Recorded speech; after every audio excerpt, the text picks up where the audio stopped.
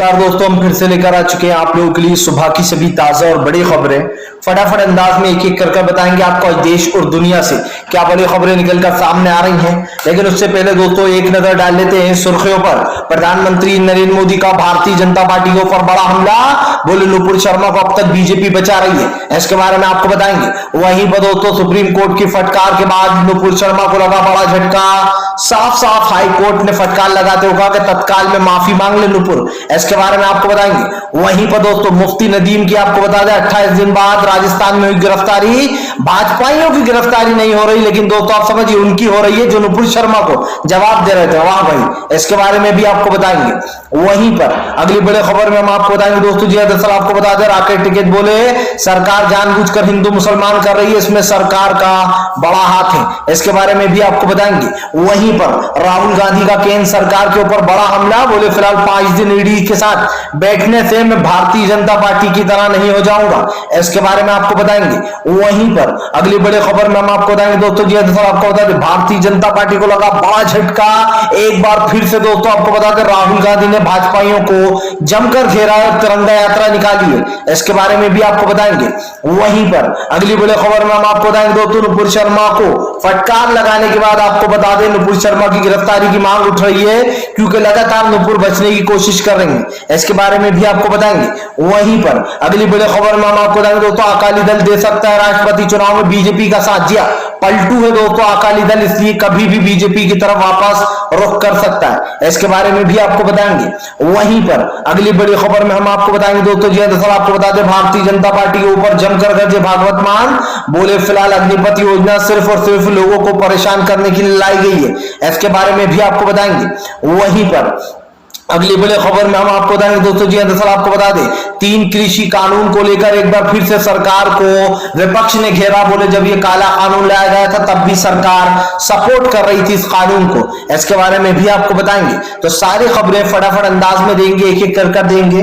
फिलहाल फिर चलिए बढ़ते हैं सबसे पहली और सबसे बड़ी खबर की ओर। दरअसल दोस्तों आपको बता दें भारतीय जनता पार्टी के ऊपर गरजे असदुद्दीन ओवैसी, बोले बीजेपी लगातार देश में नफरत फैलाने का काम कर रही। आपको बता दें बीजेपी को जमकर भड़ास निकालते हुए असदुद्दीन ओवैसी ने कहा कि भारतीय जनता पार्टी देश को 2 टुकड़ों में बांटने की कोशिश कर रही है। असदुद्दीन ओवैसी ने कहा कि नुपुर शर्मा क्या अर्श से या फिर आसमान से उतर कर आई है जो अब तक उनकी गिरफ्तारी नहीं हुई है। आपको बता दोस्तों ओवैसी ने बीजेपी को घेरते हुए कहा कि नुपुर शर्मा को जानबूझकर बीजेपी बचा रही है। असदुद्दीन ओवैसी ने कहा कि कोर्ट ने जो बात कही, जो लताड़ लगाई है, उससे बीजेपी पर कोई असर नहीं पड़ने वाला। ओवैसी ने कहा कि जब तक बीजेपी नुपुर को बचाती रहेगी तब तक नुपुर शर्मा की गिरफ्तारी नहीं होगी। आप समझिए दोस्तों हर एक इंसान की गिरफ्तारी हो जाती है, पत्थर चलाने वालों को सालों साल जेल में डाल दिया जाता है, लेकिन जिसने पैगंबर मोहम्मद साहब के बारे में भद्र टिप्पणी की, जिस नुपुर शर्मा ने पैगंबर मोहम्मद साहब के बारे में उल्टी सीधी बातें की, अब तक उनकी गिरफ्तारी नहीं हुई है। नुपुर शर्मा दोस्तों आप समझिए गायब हो गई है। लेकिन यहां पर 2 सवाल ये उठते हैं दोस्तों कि नुपुर शर्मा के ऊपर आखिरकार अब तक कार्रवाई क्यों नहीं? कोर्ट के कहने के बाद ही क्या सरकार की आंखें खुलेंगी, या फिर सरकार नुपुर शर्मा के ऊपर कोई कार्रवाई करना ही नहीं चाहती? और दोस्तों ये मैं इसलिए कह सकता हूं शर्त से क्योंकि आप बखूब देख रहे हैं कि भारतीय जनता पार्टी कौन सी राजनीति करने का काम कर रही है। इस बात को दोस्तों झुटलाया नहीं जा सकता कि आज जो देश में हो रहा है उसको लेकर कहीं ना कहीं इसकी जिम्मेदार बीजेपी है। और ये दोस्तों मैं इसलिए कह रहा हूं क्योंकि मैं अच्छे से जानता हूं कि दरअसल बीजेपी की जो सोच है, या फिर दोस्तों जो उसकी सोच जा सकती है, बीजेपी सिर्फ देश का विनाश करने के लिए ही आई है। नुपुर शर्मा की गिरफ्तारी को लेकर कई सवाल उठ रहे हैं, लेकिन नुपुर शर्मा की गिरफ्तारी नहीं हो रही है। इसका मतलब साफ है दोस्तों कि भारतीय जनता पार्टी नुपुर शर्मा को बचाने की कोशिश कर रही है, और वो भी दोस्तों आप समझिए पूरी मेहनत मुशक्कत के बाद। चलिए बढ़ते हैं एक और अगली बिग ब्रेकिंग की तरफ। दोस्तों अगली जो बड़ी खबर निकल कर आ रही है, दरअसल दोस्तों आपको बता दें भारतीय जनता पार्टी के ऊपर गरजे राहुल गांधी ने निकाली मोदी सरकार पर भड़ास। जी दरअसल दोस्तों राहुल गांधी ने बीजेपी के ऊपर हमला बोल दिया। राहुल गांधी का कहना है कि देश में लगातार बेरोजगारी महंगाई बढ़ती चली जा रही है, लेकिन नरेंद्र मोदी चुपचाप है। क्यों? क्योंकि बेरोजगारी के मुद्दे पर कोई सरकार बात नहीं करती। राहुल गांधी ने कहा कि प्रधानमंत्री को लगता है मैं 5 दिन ईडी के साथ बैठने के बाद उन जैसा हो जाऊंगा, तो उनकी बहुत बड़ी गलतफहमी है। आपको बता दें राहुल गांधी ने कहा कि ईडी ने मुझसे लगातार 5 दिन पूछताछ की, लेकिन मुझे कोई फर्क नहीं पड़ता, अगर मुझे 10 दिन भी बिठाएंगे तब भी मैं वहां बैठने को तैयार हूं। राहुल गांधी ने कहा कि आज जो देश की हालात बन चुके हैं, जो देश में लगातार आप समझिए दोस्तों बेरोजगारों की संख्या बढ़ती चली जा रही है, उसके जिम्मेदार भारतीय जनता पार्टी है। राहुल गांधी ने कहा कि प्रधानमंत्री नरेंद्र मोदी देश के विकास के ऊपर कोई बात नहीं करते, बेरोजगारी पर कोई बात नहीं करते, लेकिन हिंदू मुसलमान पर बात होती है। राहुल गांधी ने कहा कि आज देश में जिस तरीके की नफरत फैलाई जा रही है, खास कर दोस्तों देश का जो माहौल बनाया जा रहा है, जिस तरीके से एक प्रोपेगेंडा रचा जा रहा है, उसको लेकर कहीं ना कहीं भारतीय जनता पार्टी पूरी तरीके से घिर चुकी है। आपको बताता चलूं दोस्तों, ये पहली बार नहीं है जब राहुल गांधी ने प्रधानमंत्री नरेंद्र मोदी को घेरा है। ऐसे पहले भी राहुल गांधी ने प्रधानमंत्री नरेंद्र मोदी को कई बार समझाने की कोशिश की है, लेकिन राहुल गांधी की बात सुनती नहीं है दोस्तों बीजेपी। और होता आखिरी में वही है जो राहुल गांधी कहते हैं। आप देखिए कोरोना काल में राहुल गांधी ने सरकार को समझाया था कि सरकार को तत्काल में जो 2 वाली जो लहर आई थी दोस्तों कोरोना की, उसमें राहुल गांधी ने चेताया था, लेकिन सरकार ने हंसी में उड़ा दिया। राहुल गांधी की बातों में दोस्तों दम है। आप समझिए आज देश में 2 भारत बन चुके हैं, एक में नफरत फैलाई जा रही है, दूसरे में दोस्तों और ज्यादा नफरत। क्योंकि दोस्तों आप समझिए जो नया भारत है वो बीजेपी का बनाया हुआ है, जिसमें दोस्तों बेरोजगारी और हिंदू मुसलमान, मंदिर मस्जिद, ये सारे मुद्दे हैं। लेकिन जो पुराना भारत है दोस्तों, जो हमारा इंडिया है, उसमें भाईचारा, मोहब्बत और प्यार है। आप समझिए सिर्फ हिंदू मुसलमान से कुछ नहीं होता दोस्तों, सबसे बड़ी चीज होती है इंसानियत। अगर आपके पास इंसानियत है तो आप किसी भी धर्म, किसी भी समाज के साथ रह सकते हो। लेकिन दोस्तों अगर आपके अंदर इंसानियत नहीं है तो ये आप समझ लीजिए कि फिलहाल आप सबसे बड़े जो है यहाँ पर आपके अंदर ही खोट है, क्योंकि आप एक विशेष समुदाय को टारगेट कर रहे हो। आपको पता है कि मुस्लिमों की संख्या भारत में कम है, लेकिन मुसलमानों को ही टारगेट किया जाता है। आप समझिए कभी कुछ उनके बारे में गलत बोला जाता है तो कभी इस्लाम के बारे में गलत बोल दिया जाता है। क्या दोस्तों इस बात को झुटलाया जा सकता है कि फिलहाल प्रधानमंत्री नरेंद्र मोदी जिस तरीके की चीजें कर रहे हैं दोस्तों, उसको लेकर कहीं ना कहीं सोशल मीडिया पर भी सवाल उठ रहे हैं और उठना भी चाहिए। भारतीय जनता पार्टी एक बात समझ ले कि इस देश का विकास रुकने वाला नहीं है। आज जो देश की परिस्थितियां बन चुकी है, आज जो देश का विकास दोस्तों रुका पड़ा है, उसके ऊपर कई सवाल उठ गए। इसलिए भी उठ गए दोस्तों क्योंकि मैंने पहले भी कहा था और फिर कहूंगा, आज देश की बिगड़ती स्थिति की जिम्मेदार सिर्फ बीजेपी है और बीजेपी के ही कारण ये सब कुछ हो रहा है। क्योंकि दोस्तों मैं पहले इसलिए ये कह रहा हूं कि देश का माहौल पूरी तरीके से बिगड़ चुका है। चलिए बढ़ते हैं एक और अगली ब्रेकिंग की तरफ। बता दोस्तों अगली जो बड़ी खबर निकल कर आ रही थी, दरअसल दोस्तों अखिलेश यादव ने बीजेपी के ऊपर ज्यादा निशाना, बोले नुपुर शर्मा को कोई फर्क नहीं पड़ने वाला, चाहे हाईकोर्ट फटकार लगाए या फिर सुप्रीम कोर्ट फटकार लगा दे। आपको बता दें अखिलेश यादव का कहना है कि दरअसल नुपुर शर्मा तो सिर्फ एक मोहरा है, इसके पीछे तो बीजेपी है। आपको बताता चलूं दोस्तों सीधे सीधे जो है यहाँ पर हमला बोलते हुए अखिलेश यादव ने कहा कि नुपुर शर्मा को बीजेपी ने यूज किया है और नुपुर शर्मा को मेन जो है यहाँ पर विक्टिम बनाया गया है। अखिलेश यादव ने कहा कि बीजेपी की पाठशाला में पढ़ लिख कर ये लोग निकलते हैं और निकलने के बाद जो यहाँ पर दुनिया में जहर उगलने का काम करते हैं। आपको बता दें दोस्तों बीजेपी के प्रवक्ता आए दिन लाइव डिबेट में जिस तरीके की भाषा का यूज करते हैं, ये हमारे संविधान के खिलाफ तो है ही, लेकिन यहाँ पर कई सवाल और भी उठ जाते हैं। वो ये भी दोस्तों कि आप समझिए जो बीजेपी कर रही है उन चीजों को लेकर कहीं ना कहीं देश का माहौल बिगड़ रहा है और दोस्तों जो देश में हो रहा है उसको लेकर कई सवाल भी खड़े हो गए। भारतीय जनता पार्टी आज देश के विकास को लेकर दोस्तों पूरी तरीके से गिर चुकी है। आपको मैंने पहले भी बताया था दोस्तों कि फिलहाल नुपुर शर्मा जैसे लोगों को बढ़ावा कोई और नहीं बल्कि बीजेपी दे रही है। और अब तो अखिलेश यादव ने भी इस बात को माना है कि दरअसल भारतीय जनता पार्टी इस बात को बढ़ावा दे रही है और दोस्तों बीजेपी जिस तरीके का काम कर रही है उसको लेकर कहीं ना कहीं देश में कई सवाल उठ रहे हैं। सवाल ये भी दोस्तों कि आज जो माहौल बना दिया है उस माहौल पर कहीं ना कहीं सत्ता जो है वो पूरी तरीके से पलट चुकी है। बीजेपी को दोस्तों पहले भी कई लोगों ने समझाने की कोशिश की कि वो लाइव डिबेट पर रोक लगाए, खास कर अपने उन प्रवक्ताओं को ना भेजे जो मुंह से सिर्फ और सिर्फ जहर निकालते हैं, चाहे वो मुस्लिमों के खिलाफ हो या फिर किसी और कम्युनिटी के खिलाफ हो। लेकिन दोस्तों बीजेपी अपने प्रवक्ताओं को रोकने का काम नहीं करती और ये आप भी देख रहा हो कि भारतीय जनता पार्टी के दोस्तों जो चल रहा है देश में वो साफ साफ देखने को मिल रहा है। और कहीं ना कहीं दोस्तों आज देश के जो हालात है वो पूरी तरीके से बिगड़ भी चुके हैं, क्योंकि भारतीय जनता पार्टी की दोस्तों पूरी तरीके से सेंध लगा दी है देश में फिलहाल। चलिए बढ़ते हैं एक और अगली ब्रेकिंग की तरफ। बता दोस्तों अगली जो बड़ी खबर निकल कर आ रही है, आपको बता दोस्तों एकनाथ शिंदे का बड़ा ऐलान, बोले आज महाराष्ट्र में आएंगे सारे विधायक। दरअसल दोस्तों आपको बता दें अब गोवा से जो यहाँ पर महाराष्ट्र में सारे के सारे विधायक शिफ्ट होने वाले। आपको बता दें उद्धव ठाकरे के इस्तीफा देने के बाद महाराष्ट्र की जो महाराष्ट्र की सियासत है वो काफी अलग हो चुकी है। दरअसल दोस्तों जो राजनीति होती है वो बड़ी ही कमीनी और गंदी चीज होती है, ये सभी कहते हैं और यही कारण दोस्तों जो आज राजनीति में पूरी तरीके से उथल पुथल मच चुकी है। दरअसल दोस्तों आपको बता दें आने वाले समय में राजनीति पूरी तरीके से बदल जाएगी और ये मैं इसलिए कह सकता हूं दोस्तों क्योंकि मैं अभी देख रहा हूं जो मुझे देखने को मिल रहा है उसे मैं कह सकता हूं कि दरअसल भारतीय जनता पार्टी जो देश में राजनीति कर रही है वो राजनीति दोस्तों बड़ी ही खतरनाक है। आपको बताता चलूं, प्रधानमंत्री नरेंद्र मोदी पर कई बार कई सवाल उठे, लेकिन नरेंद्र मोदी किसी सवालों के जवाब देने के लिए दोस्तों इच्छुक नहीं होते। और यही कारण है जो बीजेपी की दोस्तों आप समझ के ऊपर तो सवाल उठ ही रहे हैं, लेकिन जो काम बीजेपी कर रही है उसको लेकर भी कहीं ना कहीं देश में एक नफरत का माहौल बना हुआ है। फिलहाल चलिए बढ़ते हैं एक और अगली बिग ब्रेकिंग की तरफ। बता दोस्तों, राष्ट्रपति चुनाव में अकाली दल आपको बताया दे सकती है बीजेपी का साथ। सुखबीर सिंह बादल से दोस्तों जेपी नड्डा ने की है मुलाकात। दरअसल दोस्तों, सुखबीर सिंह बादल एक ऐसा नाम दोस्तों जो बीजेपी के साथ कभी गठबंधन में थे, लेकिन आपको बता दें कि कृषि कानून के बाद जो अकाली दल है उसने बीजेपी से किनारा कर लिया और बीजेपी के साथ दोस्तों अपना नाता तोड़ लिया। लेकिन यहां पर दोस्तों दो सवाल उठते हैं, आप समझिए। यहां पर जो सवाल खड़े हो रहे हैं दोस्तों, उससे ये साफ हो जाता है कि अकाली दल जो राजनीति कर रही है वो बीजेपी के पक्ष में कर रही है। आपको बता दें, किसानों को दिखाने के लिए अकाली दल ने भले ही इस्तीफा दे दिया था सुखबीर सिंह बादल और हरसिमरत कौर ने, लेकिन दोस्तों एक बार फिर से जो है यहाँ पर सियासत तेज हो चुकी है। और इसलिए दोस्तों सियासत तेज हो चुकी है क्योंकि भारतीय जनता पार्टी पूरी तरीके से बौखला रही है। इनकी बौखलाहट दोस्तों साफ दिखाई दे रही है। क्यों दिखाई दे रही है? क्योंकि आप देख लीजिए कि बीजेपी जिस तरीके की राजनीति कर रही है, सुखबीर सिंह बादल के पास पहुंचती है और राष्ट्रपति चुनाव में समर्थन मांगती है। इसका मतलब क्या निकाला जाए दोस्तों कि सुखबीर सिंह बादल बीजेपी को सपोर्ट करेंगे या फिर नहीं। हालांकि मैं आपको बता दूं दोस्तों, ज्यादातर चांसेस जो दिख रहे हैं वो यही दिख रहा है कि सुखबीर सिंह बादल कर सकते हैं सपोर्ट। लेकिन हालांकि अगर सुखबीर सिंह बादल विपक्ष को सपोर्ट करते हैं दोस्तों, जो यशवंत सिन्हा अच्छे खासे वोट मिलेंगे और वो अच्छी तरीके से कह सकते हैं कि वो राष्ट्रपति बन जाएंगे।